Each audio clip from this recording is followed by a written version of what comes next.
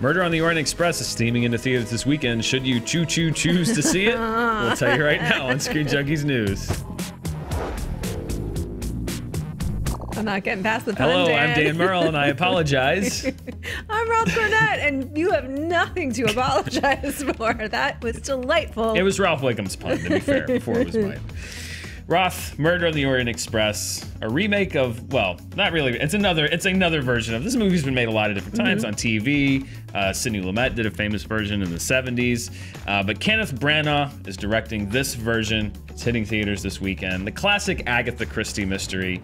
General thoughts, what do you think of this movie? You know, it's funny because I read several of her books when I was a kid, and I watched probably more of the Agatha Christie adaptations than many people, but somehow I managed to forget the ending of this one, which was nice because then I got to enjoy the mystery unfolding. I don't know how I managed to forget it. I really don't, but yeah.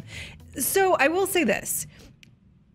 I don't think the marketing served this film very well. It's actually far better than the trailers have made it look. The trailers made it look real hokey. Yeah, the trailer. Well, the first trailer had that weird song at the end that was like, it's like, hey kids, we're trying to be hip, which is like you sell this as a prestige picture, right? Not as like a look at us, children, come and watch this movie, youngster. Like it's I don't know. I agree. The marketing was a little off on this movie. It's a dated movie because it's based on an Agatha Christie novel. It's you know, a bunch of strangers on a train. There's a murder, and they have to figure out Hercule Poirot, played by Branagh, who actually directed this movie, has to solve the murder. I mean, it's as dated a setup and structure as it gets because it's a classic story. I don't know, and it's funny because we were talking about this before, and I would say, as I said, I feel that the mystery itself is dated in the sense of the structure of the film to me doesn't feel dated. Right. The actual execution and the direction of the film I thought worked, and I thought Branagh did a really good job of sort of delivering the story in a cinematic way that drew me in further. It didn't feel stagey, which these things can sometimes feel. However, the acting felt stagey, and that's not in a bad way. This is a group of excellent actors, an ensemble of excellent actors that are not so much chewing the scenery, but as really they're kind of like they're lavishing in these roles. Like they're really enjoying the language and the roles and their opportunity to play these characters. And that was really fun and enjoyable to watch. However, so that like the first 2/3 of the movie I was loving, and I thought that the reveal of what had actually happened was far more emotionally, it was sad. It was far more emotionally impactful than I thought it would be.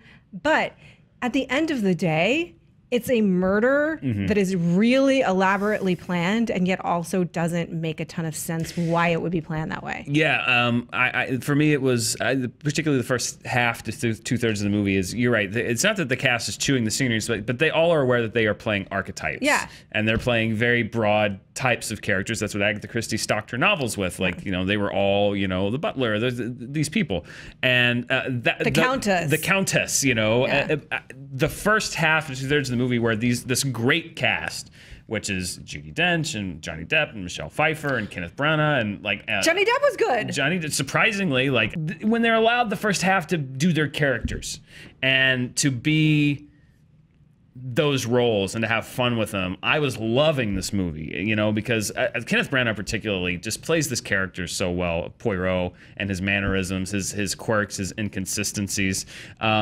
And everybody kind of has fun playing off of each other. Everyone's meeting each other. You're finding out fun things about it. And it's when they have to actually get down to the meat of, now we have to solve this mystery.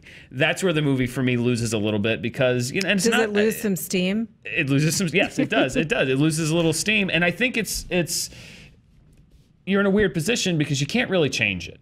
Because the devotees of Agatha Christie are going to say, like, you can't change what happens, but the mystery itself is a little, it's like reading a book in that things are revealed in the last third of the movie that weren't established in the first 2/3, because when you're reading a book, that's kind of the structure of reading a book, is you introduce new characters and new facts at the end, because it's, you know, chapter by chapter. In a movie, I think sometimes it feels like a bit of a cheat. Yeah. Because you're like, well, wait, I didn't have that information. I didn't, you know, so I agree. Like, it's kind of at its least effective when it's involved in the nitty-gritty details of solving the murder. Yeah. And it's at its most effective when it's allowing these characters to kind of embrace and live in this world. Yeah. I also really loved and have been loving seeing Michelle Pfeiffer, because I think that we forget sometimes just what a tremendous, like, really beautiful act. I don't mean physically. Yeah. In terms of her portrayals, wonderful actress she is. And her character, so the two characters that stood out to me the most were, well, three actually. Yeah. Daisy Ridley. Yeah. And because she had kind of a relationship with Poirot that was able to evolve. And Michelle Pfeiffer. But the number one, and rightfully so, was Kenneth Branagh's part. But that's probably why he wanted to do it. Yeah. You really empathized with him. He was a fully fleshed out human being. You felt like you got to know him. You really have to suspend your disbelief quite a bit. Look, not for him to be this magical detective. It's you get that going in. You have to suspend your disbelief, not only that this plan was thought of but executed, but also that the characters involved have the level of investment emotionally that they do in order to commit the murder, right? You can't fully buy it. Well, it's a late act reveal. Right. It's a pulling back of the curtain, and, you know, these things that you But thought it's you knew sad. or that weren't told, now you know, and it is sad. And I mean, I agree. The reveal itself, when you think about it, it's like, oh, that does have a lot of depth to it, and you realize exactly what's happened. I feel like some of the mechanics in between were a little clunky and didn't quite work for me. And yeah, again, it's like, how much of that is a criticism of this movie? How much of that is a criticism of the story and the fact that so many people ripped this story off? We've seen so many other people doing Agatha Christie, doing Murder on the Orient Express in their own ways that it's the chicken and the egg thing. It's like, it may feel a little cliched and hokey in this movie. However, it's because it's from the thing that everyone else took it from. So I enjoyed it. I think that it was a little clunky. It kept me from being like, this was a great movie, but it's a movie that I really enjoyed. Who do you think this, and this is the movie, this is the question I had coming out of the movie. Who is this movie for in terms of getting people into the theater? I feel like if you're going for an audience that is perhaps that grew up reading Agatha Christie, they may find this to be unnecessary, right? Yeah. Because they've seen it before and it was done really well. And the Sidney Lumet version was an Oscar-winning thing. Ingrid Bergman won an Oscar for that movie. Right. Yeah. Like, so why do we need this version of it? And then if you're going for an audience that is unfamiliar, this is probably not the kind of material or the characters or the kind of storytelling that they'll really connect with. I agree. I think this is a good movie that might have trouble finding its audience because it is both,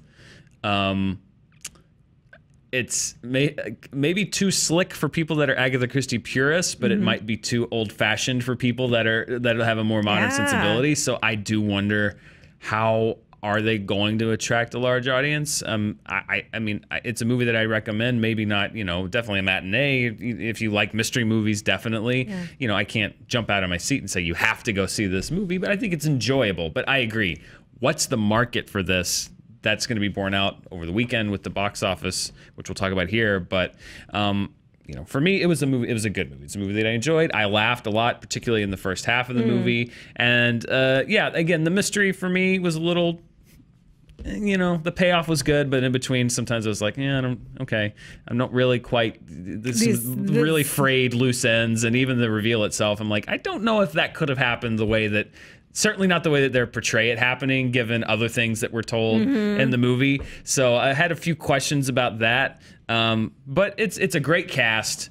Really well directed. Beautiful. It's shot beautifully. I know it's showing some places in IMAX, some places in 70 millimeter. Yeah. It's a gorgeous looking film. Makes you want to go on the Murder Express. The Murder Express. It makes you want to go on the Orient Express. And I would say that if you like this movie or movies like Murder on the Orient Express, but you want an original story, I would recommend checking out a Robert Altman film called Gosford Park, which came out in the early 2000s. Yeah, it's a great movie. Fantastic movie. It owes a lot to Agatha Christie and stories like Murder on the Orient Express. And if you go see this movie and you're looking for more like it that maybe aren't Agatha Christie adaptations, I would highly recommend Gosford Park. I enjoyed this movie for all of the reasons that we've said. I enjoyed it far more than I thought I would.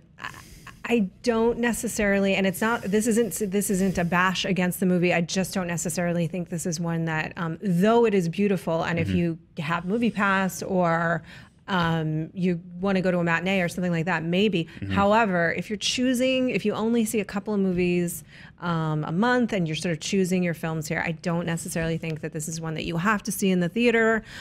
You could wait for it, or you could this weekend watch the Sidney Lumet film and probably enjoy yourself equally well. Again, though, these are great performances, and it's a far more fun movie, enjoyable and funny than I thought it would be. Yeah, it's a really talented cast and a great director, having a good time, and there's a place for that too. There's a place for that too. You know what else there's a place for? What's that? More of our reviews. That's right. And they'll be right here on Screen Junkies News.